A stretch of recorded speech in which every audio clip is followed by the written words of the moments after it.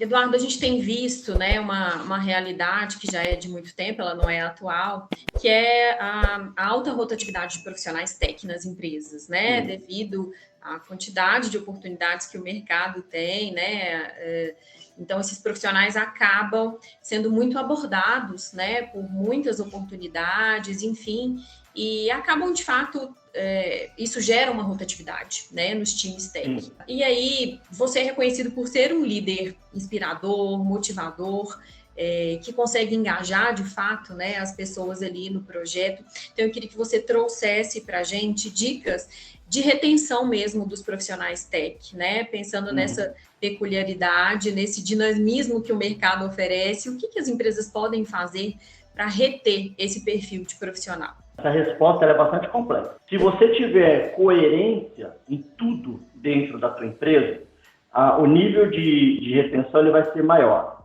Tá? O que eu quero dizer com isso? Lembra que eu falei que na primeira pergunta você perguntou, né, como é que você monta o processo? Você tem que começar um passo antes? Eu acredito muito nisso. Quando eu vou montar times, quando eu começo do zero, eu até gosto de começar coisas do zero, eu penso em absolutamente tudo.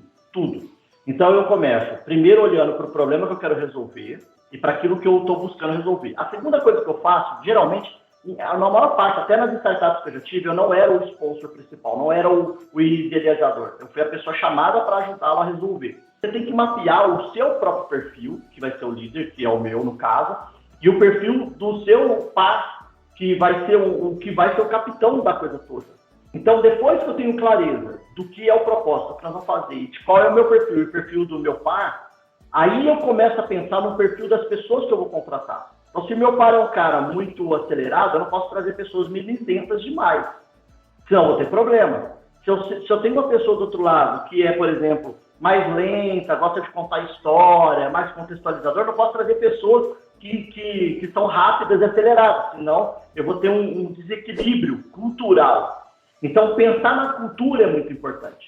Uma vez que você define claramente a cultura, você tem muita clareza do perfil que você quer montar, aí você começa a descrever esses perfis que a gente falou da primeira pergunta e vai contratar. E aí, Bárbara, é que começa a resposta dessa terceira pergunta.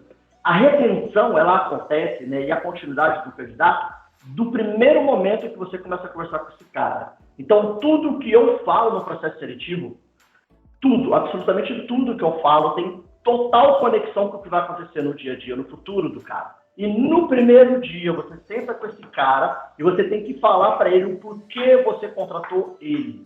Olha, tudo bem, você está aprovado, agora você está bem, seja bem-vindo aqui. Deixa eu te falar por que eu te contratei. Eu te contratei porque eu preciso transformar, eu tenho um problema aqui na empresa, eu preciso de você para transformar. Ou eu te contratei porque eu preciso de velocidade, eu não tenho velocidade. Ou eu te contratei por... Não importa, você tem que dizer o porquê você contratou esse cara. Que é uma forma de alinhar a expectativa, né? Exatamente. Aí, a hora que ele sabe o porquê ele entrou, aí você fala assim, beleza, eu vou te ajudar com isso, vai ser assim. Lembra que você tem essa dificuldade, eu vou te ajudar a transformar? Beleza. Agora é o seguinte, meu amigão, a gente vai fazer um encontro desse one-on-one, semanal, quinzenal, não importa, mas nós vamos fazer 4 feedbacks por ano. São os 3 meses. Eu faço questão disso. O que é que você quer ver na empresa no primeiro trimestre? O que você não quer ver na empresa no primeiro trimestre? O que te incomoda, o que não te incomoda ali, naquele momento? Escreve ali no papel, siga o plano. Não destoe. Aquilo que o cara incomoda, não faça acontecer. Seja ativo em não permitir que aconteça. Quando acontecer uma coisa que a pessoa citou que isso incomoda ela, não leva, não foi só uma vez, isso nunca aconteceu aqui. Não, leve de maneira séria e tal. Chegou no próximo, no primeiro partiu lá, os 3 meses, senta, e aí? Fala pro cara o que foi ruim, começa já falando o que não foi bom. Ó, amigão, aqui não tá legal, vamos melhorar isso aqui, agora deixa eu te contar o que foi bom. E enfatiza para caramba o que foi bom. Tipo assim, tira um pouco de energia do cara, depois carrega o cara de energia. Legal. Bora, e agora? O que você precisa pro próximo trimestre? Então, quando você vai fazendo esses pequenos compromissos, você consegue manter esse cara engajado, porque a hora que a curva vai, sobe, ela estabiliza e começa a cair. Quando está caindo, você já manda uma nova. Quando está caindo, pum, manda uma nova. Então, quando você mantém ativo essa condução, assim, você faz um board uma vez na empresa e que a cara fica 3 anos. Você tem que fazer um board a cada 3 ou 4 meses. A cada 6 meses você faz um novo board. A realidade mudou. Você tem que lembrar do ciclo de maturidade. E aí uma outra dica importante para manter. Muitos desses caras são assediados. E todo mundo tem a oportunidade de fazer mais dinheiro. O tempo todo. O que eu faço muito, Bárbara? Eu dou freela para os meus devs.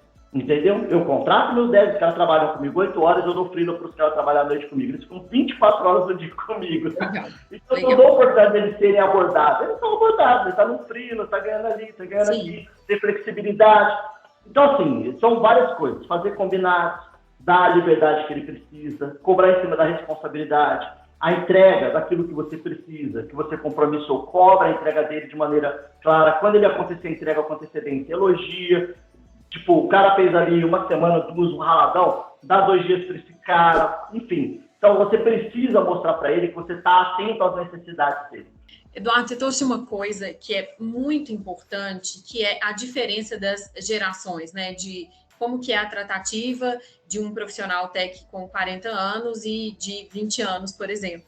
E nós vimos uma diferença de mercado e de atuação dos profissionais tech antes da pandemia e pós-pandemia, né? Então, a gente vê o tempo todo essas mudanças acontecendo. E eu queria ouvir de vocês essas perspectivas, né? De como que vai estar o mercado daqui a 5 ou 10 anos, como que você vê essas mudanças acontecendo, né? De formato de trabalho, enfim, de perspectivas, o que a gente pode esperar aí, principalmente para as pessoas que contratam, né? Profissionais tech, empresas tech, enfim, o que a gente pode esperar de mudanças nesse mercado aí nos próximos anos? Olha, Bárbara, eu vou te confessar que eu não sou um bom previsor de coisas, não, sabe? Mas a gente precisa sempre ter uma clareza do que está acontecendo no mercado, e isso naturalmente dá uma noção do que pode vir no futuro. Eu te diria assim que, neste momento, a gente olhar para os próximos 5 anos e tentar acertar, quem conseguir isso vai ficar milionário, porque acho que tem muita coisa por vir. A inteligência artificial, ela está tomando um protagonismo que mudando a nossa realidade em vários campos, né? Não só... Exatamente. Então, assim, existe o Copilot agora no GitHub que você pode usar para te ajudar a programar. Você tem o ChatGPT que faz o código para você. Então, assim, sendo muito honesto, o que eu acredito, de verdade? Acredito que nós vamos continuar tendo a força de trabalho e desenvolvimento normal. Eu acho que ela não vai reduzir nesses próximos 5 anos. Porque você tem uma demanda reprimida de software muito grande, muito, muito grande. E a inteligência artificial sozinha não vai fazer o software. Eu quero dizer, eu não vou conseguir abordar uma inteligência artificial, contratar ela, tendo leigos de tecnologia, e construir um software e saber validar ou corrigir o que ela tenha feito para mim. O Copilot não acerta em tudo do código dele. Então, o perfil técnico dev, eu acho que nesses próximos 5 anos, que você está perguntando, ou 10 anos, ele, na minha visão, uma boa parte dos devs vai acabar servindo muito mais para dar a inteligência que a inteligência artificial precisa para ela chegar no ponto de ser um desenvolvedor tal qual o humano. Eu acredito muito que continuará tendo pessoas. E aí eu vou fazer um paralelo olhando para o passado. Quando eu aprendi a programar, né? Então, assim, eu tenho atualmente 42 anos de idade, no momento de gravar esse vídeo aqui, e eu montei meu computador. Então, assim, com 17 anos eu montei meu computador. Então eu ia lá e comprava o gabinete, comprava memória, comprava tudo que você queria e você montava. E aí você queria aumentar a memória, você tirava, colocava, você não tinha limitação, enfim, a máquina você fazia. E quando eu comecei a programar meus primeiros códigos, eu tinha que me preocupar muito com memória, ponteiro, por gerenciar o SEO da máquina. Então eu tinha que construir meu código muito alinhado com o SEO da máquina e me preocupando muito com qual seria a entrega, o tipo de máquina onde estaria rodando aquilo. Eu tenho que me preocupar com o sistema operacional, com um monte de coisa.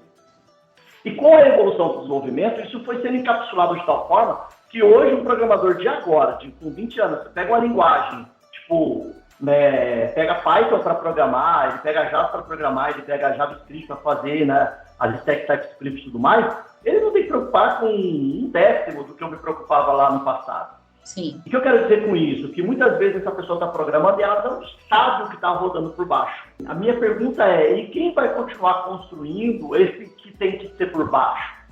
O que será uma nova framework, uma nova tecnologia? Quem vai reencapsular? Então, em algum momento, você talvez precise de pessoas com um pouco desse conhecimento antigo, desse old school, para poder reconstruir novas frameworks no futuro com novas tecnologias. Então, assim, eu vejo que a nossa profissão ainda tem tem um período pela frente, mas não sei exatamente aonde ele vai estar. Muito legal. Luiz, então, queria te agradecer muito por todas as contribuições. Foi muito rico tudo que você trouxe aqui para a gente, né? Com toda a sua bagagem, com toda a sua experiência. Então, foram dicas sensacionais. Muito obrigada mais uma vez. Obrigada pela parceria de sempre com a Evoluir Recruiter. Nós estamos aqui sempre trazendo temas, né, muito atuais para os gestores se prepararem para os desafios de gestão de pessoas, e esse é um desafio muito importante que eles estão sempre trazendo aí sobre as dificuldades, né, que eles enfrentam no dia a dia, tanto para atrair quanto reter, e as dicas que você trouxe foram realmente sensacionais. Muito obrigada. Bacana, eu que agradeço. Eu tenho acabou, estava tão bom o papo. Mas aí fica o convite para você voltar para falar sobre outros temas, né? Você tem tanta experiência aí e certamente vai contribuir muito com outros conteúdos aqui conosco também, tá bom? Vou ficar muito feliz com o novo convite, estou à disposição. Eu que agradeço, conta comigo sempre. Obrigada ao pessoal que assistiu até o final e a gente se vê em próximos vídeos com conteúdos também de gestão de pessoas e recrutamento e seleção. Até mais, pessoal. Até mais. Tchau, tchau.